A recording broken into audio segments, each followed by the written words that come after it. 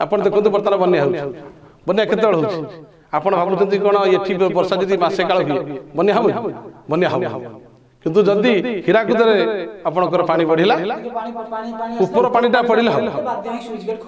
ଖୋଲା ଯାଉଛି ଠିକ୍ ସେମିତି ଉପର ଲୋକମାନେ ତ ଭୁଲ କରିବ ସେମିତି ସାନମାନେ ମାରନ୍ତି ସେ ତ କହନ୍ତି ବଡ଼ମାନେ ତ ଭୁଲ କଲେ ଅପରାଧ କଲେ ସିଏ ତ କଲେ ତାଙ୍କୁ ଦଣ୍ଡ ନାହିଁ ତେଣୁ ଆମେ କହିଲେ କେବେ କରାଯିବ ତାଙ୍କର ଭୟ ରହିବ ଯୁବକ ସମାଜ ହଉ ଛୋଟ ପିଲା ହଉ ବା କୌଣସି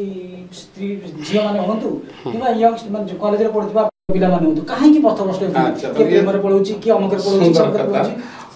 କଥାଟାକୁ ଆମେ ଯଦି କାରଣ ଏଟା ଗୁରୁତ୍ୱପୂର୍ଣ୍ଣ କଥା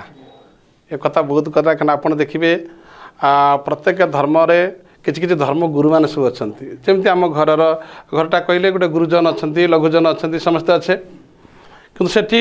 ମାନ୍ୟତା ରହୁଛି ଗୁରୁଜନମାନଙ୍କର କଥାକୁ ଲଘୁଜନମାନେ ମାନିବେ ସେ ମଧ୍ୟ ତାଙ୍କ ଗୁରୁଜନକୁ ମାନିବେ ଆମେ ଏହି ପ୍ରକାର କ୍ରମରେ ଏ ସୃଷ୍ଟିର ଋଷିକୂଳ ପରମ୍ପରା ଅନୁସାରେ କଥାଗତ ହେଇଥିଲା ତେଣୁ ଆଜିର ଯେଉଁ ପଥଭ୍ରଷ୍ଟ କଥା ଆପଣ କହିଲେ ଆପଣଙ୍କର ଶାସ୍ତ୍ର ପ୍ରମାଣ ଦିଏ କହିଲା ମହତେ ଯାହା ଚରନ୍ତି ଅନୁଜେ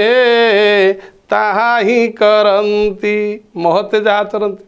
ମାନେ ମହତ ପୁରୁଷମାନେ ଯେଉଁ କଥା ପଚାରିଥିଲେ ସେଦିନର ଧର୍ମରାଜ ଯୁଧିଷ୍ଠିର ପିତାମହ ଭୀଷ୍ମକୁ ପଚାରିଛନ୍ତି କାରଣ ଯେତେବେଳେ ପିତାମହ ଭୀଷ୍ମ ଏତେ ବଡ଼ ଜଣେ ବୀର ସଂଗ୍ରାମୀ ପୁରୁଷ ସତ୍ୟନିଷ୍ଠ ପୁରୁଷ ତ୍ୟାଗବନ୍ତ ପୁରୁଷ ଯେତେବେଳେ ତାଙ୍କର ଶେଷ ନିଶ୍ୱାସ ତ୍ୟାଗ ହେବ ସେହି ସମୟରେ ପଚାରିଛନ୍ତି ଧର୍ମରାଜ ଯୁଧିଷ୍ଠିର ହେ ପିତାମହ ଏ ଦୁନିଆର ପଥ କ'ଣ ସେଇଠି କହିଥିଲେ ମହାଜନେନ ଯିଏ ନ ଗଚ୍ଛତି ସହପନ୍ଥା ହେ ଯୁଧିଷ୍ଠିର ମୋ ଜୀବନର ଶେଷ କାଳକୁ ତୁମେ ଏ କଥା କହୁଛି ମହାଜନେନ ଯିଏ ନ ଗଚ୍ଛତି ସହପନ୍ଥା ଅର୍ଥାତ୍ ମହାଜନ କହିଲେ ଯେ ଟଙ୍କା ପଇସା ଦିଏ ନା କରେ କ'ଣ ମହାଜନ ନାହିଁ ମହତ ଜନ ଯଶସ୍ୟ ଯେଉଁ ମହତ ବ୍ୟକ୍ତିମାନେ ଯେଉଁ ପଥରେ ଯାଇଛନ୍ତି ବିବେକବନ୍ତ ପୁରୁଷମାନେ ବିଚାରବନ୍ତ ପୁରୁଷମାନେ ସେଇ ପଥକୁ ଆମେ ଅବଲମ୍ବନ କରିବା ତେବେ ଏ ସୃଷ୍ଟିରେ ଭ୍ରଷ୍ଟତା ଆରମ୍ଭ ହେବନି ପୁଅ କାହିଁ ଝିଅ କାହିଁ ଘର ଗାଁର ସବୁ ଠିକଠାକ୍ ଚାଲିବ ଯେତେବେଳେ ସେଠୁ ଅସଡ଼ା ହେଇଯିବ ସବୁ ଅସଡ଼ା ହେଇଯିବ ଆପଣ ଦେଖନ୍ତୁ ବର୍ତ୍ତମାନ ବନ୍ୟା ହେଉଛି ବନ୍ୟା କେତେବେଳେ ହେଉଛି ଆପଣ ଭାବୁଛନ୍ତି କ'ଣ ଏଠି ବର୍ଷା ଯଦି ମାସେ କାଳ ହୁଏ ବନ୍ୟା ହେବ କି ବନ୍ୟା ହେବନି କିନ୍ତୁ ଯଦି ହୀରାକୁଦରେ ଆପଣଙ୍କର ପାଣି ବଢ଼ିଲା ଉପର ପାଣିଟା ପଡ଼ିଲେ ହେବ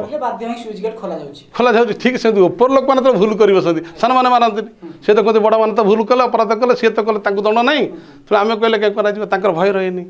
ଲୋକମାନେ ଭୟଟାକୁ ଭୁଲି ଯାଆନ୍ତି କାରଣ ଯେତେବେଳେ ସମାଜ ଥିଲା ଅଧୁନା ସମାଜରେ ଆପଣ ଦେଖିବେ ପୂର୍ବପୁରୁଷମାନଙ୍କର ଆପଣଙ୍କର ବାପା ତାଙ୍କ ବାପାଙ୍କୁ ଯଦି ଦେଖିବା ତାଙ୍କ ସମୟରେ ଗାଁର ଗୁରୁଜନମାନେ ମୁଖ୍ୟମାନେ ଥିଲେ ଗାଁର ସବୁ କଥା ସିଏ ମଧ୍ୟ ସେତିକି ନୀତି ନିୟମ ନିଷ୍ଠାରେ ରହୁଥିଲେ ଅନ୍ୟମାନଙ୍କୁ ଉପଦେଶ ଦେଉଥିଲେ ସମସ୍ତର ଭୟ ଥିଲା ଅନୁଶାସନ ଥିଲା କିଛି ଗୋଟିଏ କଲେ ତାକୁ ପାଞ୍ଚ ଭାଇ ବସି ତାକୁ ବିଚାର କରୁଥିଲେ ଏବେ କ'ଣ ହେଲା ନା ଗାଁ ଗାଣ୍ଡରେ ସେ ଅନୁଶାସନ ସବୁ ଲିଭିଗଲା ନାଇଁ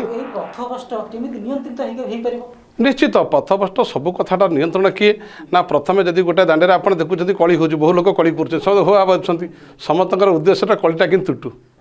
ସମସ୍ତେ ଚାହୁଁଛନ୍ତି କଳି ତୁଟକୁ ସମସ୍ତେ କଥା ପରେ କଥା କହୁଛନ୍ତି ଆଉ ବହୁତ ଜଣ କଥା କହିଲା ଭିତରେ କ'ଣ ହୁଏ ସେଠି କୋଳାହଳ ହେଉଛି ଆପଣ ଯଦି ଚାହୁଁଛନ୍ତି ସେ କୋଳାହଳଟାକୁ ବନ୍ଦ କରିବା ପାଇଁ ପ୍ରଥମେ ଆପଣ କ'ଣ କରୁଛନ୍ତି ଟିକେ ନିରବ ରୁହନ୍ତୁ କିନ୍ତୁ ଆଜ୍ଞା କେତେ ଲୋକ ସମାଜରେ ଅଛନ୍ତି କଳି ସୃଷ୍ଟି କରନ୍ତି ଦେଖନ୍ତୁ ସମାଧାନ କରିବା ପାଇଁ ମାନେ ବ୍ରେନରେ ସେମିତି ଗୋଟେ କିଛି ଭାବନା ଆସେ ଦେଖନ୍ତୁ କଳି ଯଦି ତା କାମଟା କରିଚାଲିଲା ସୁନ୍ଦର କଥାଟିଏ କହିଲେ କିଛି ଲୋକ ସବୁବେଳେ ଚାହିଁବେ କଳି କରିବାକୁ ସେଠି ଆପଣ କେତେ ପ୍ରକାର ଆପଣ ଏ କରିବେ ଥରେ କ'ଣ କରୁଛନ୍ତି ଏ କଥା ସୁନ୍ଦର କଥାଟିଏ ଆପଣଙ୍କୁ ସୁନ୍ଦର ଉଦାହରଣଟି ଆପଣଙ୍କୁ ଦେବି ଯେ କ'ଣ କରୁଛନ୍ତି ଜଣେ ସାଧୁ ଗୋଟେ ନଦୀ କୂଳରେ ବସିଛନ୍ତି ନଦୀ କୂଳରେ କ'ଣ ହେଉଛି ଗୋଟେ ବିଛାଟିଏ ସେ ନଈରେ କ'ଣ କରୁଛି ନା ଭାସି ଯାଉଛି ବିଛାଟିଏ ନଈରେ ଭାସିଗଲା ସାଧୁ କ'ଣ କରୁଛନ୍ତି ଜୀବଟିଏ ବିଚାରା ସେ କିଛି ପାଉନି ଆଶରା ପାଉନି ବଞ୍ଚିବା ପାଇଁ ତେଣୁ ଯେହେତୁ ଜଣେ ସେ ସାଧୁ ତାଙ୍କର ଦୟା ଗୁଣଟା ପରବଶ ସେ କ'ଣ କରନ୍ତି ନା ବିଛାଟିକୁ ହାତରେ ଏମିତି କୂଳକୁ ପକାଇଦେବେ କ'ଣ ସେ ବିଛା ଯେତେବେଳେ ସେ ହାତକୁ ସ୍ପର୍ଶ କଲା ମାତ୍ରେ ହାତକୁ କାମୁଡ଼ି ଦିଏ ସାଧୁ ସେଠୁ ବାଦେଇ ତାକୁ ଛାଟି ଦିଅନ୍ତି ସେଠୁ ପୁଣି ଥରେ ସେ ବିଛାକୁ ପୁଣି ଉଠାନ୍ତି ସେ ପୁଣି କାମୁଡ଼ି ଦିଏ ଏହି କଥା ବାରମ୍ବାର ହେଲା ଭିତରେ ସେଠି ସେ ନଦୀ ପାଖରେ ଜଣେ ବ୍ୟକ୍ତି ପଚାରିଲେ ଓ ବାବାଜୀ ଆରେ ଦେଖୁଛ ସେ ବାରମ୍ବାର ତୁମକୁ କାମୁଡ଼ୁଛି